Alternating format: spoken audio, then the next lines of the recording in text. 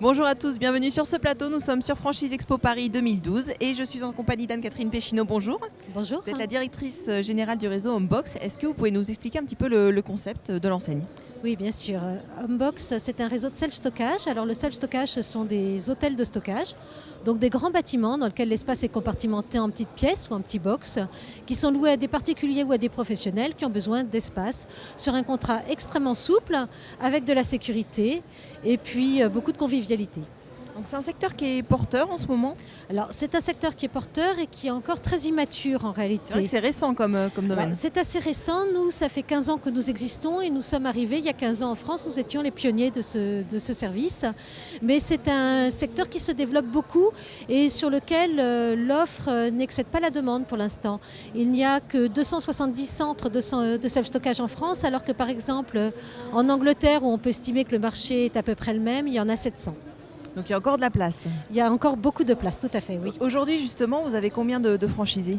Alors nous avons 65 centres de self-stockage et sur ces 65 centres, nous avons 27 franchisés avec un réseau qui a plusieurs modes d'exploitation, soit de la succursale, soit de la franchise, soit également de la franchise participative. Alors ces franchisés en général, ils ont plusieurs centres ou C'est assez variable. Nous avons certains franchisés, enfin notre franchisé qui a le plus de centres en a 5 et nos franchisés commencent à ouvrir des seconds centres actuellement, ce qui est une grande joie pour nous parce que ça veut dire que... C'est une politique de l'enseigne justement d'essayer d'avoir des multifranchisés ? La politique de l'enseigne est d'avoir des bons partenaires et d'accompagner ces partenaires dans leur développement.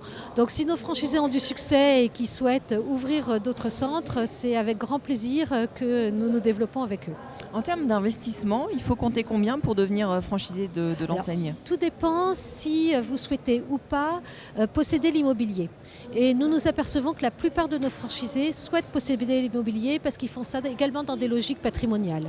Dans ces cas-là, un centre de self-stockage va revenir entre 1 million et 2 millions d'euros. C'est quand même un investissement lourd. Ce sont des investissements lourds.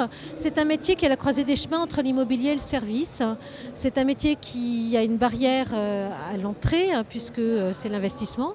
En revanche, c'est un métier qui offre des rentabilités très régulières une fois que le centre est rempli. Donc ça, c'est pour les franchisés qui veulent justement avoir ce patrimoine. Tout à fait. Mais il y a également d'autres Alors, possibilités. il est tout à fait possible de pouvoir faire de la franchise sans posséder l'immobilier, et auquel cas, il faut avoir à peu près 300 000 euros avec à peu près un tiers en apport personnel.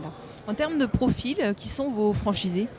Alors, ce sont souvent des gens qui viennent de l'univers du service, de l'hôtellerie, de la grande distribution et qui souhaitent s'orienter vers un métier qui offre quand même ce contact avec la clientèle, puisque 70% de nos clients sont des particuliers, sans pour autant avoir à gérer des stocks ni à gérer un nombre de salariés très important. Alors justement, il y a combien de salariés en moyenne dans les centres ? Entre 1 et 3, selon la taille du centre. Alors pour conclure, quelles sont les villes, on va dire, cibles aujourd'hui en France ? Les villes dans lesquelles vous souhaitez en priorité vous développer ou les régions ? Celles où nous ne sommes pas présents, puisqu'il reste encore une trentaine de villes de plus de 100 000 habitants où nous ne sommes pas. Je citerai Angers, Chartres, Orléans, le BAB, c'est-à-dire Biarritz, Bayonne, Anglet, Aix-en-Provence, également, tout le nord de la France où nous sommes encore assez peu présents. Donc il y a encore de la place. Il reste encore beaucoup de place à prendre, tout à fait. Merci d'être venu sur ce plateau. Merci à vous également de nous avoir suivis. À très bientôt.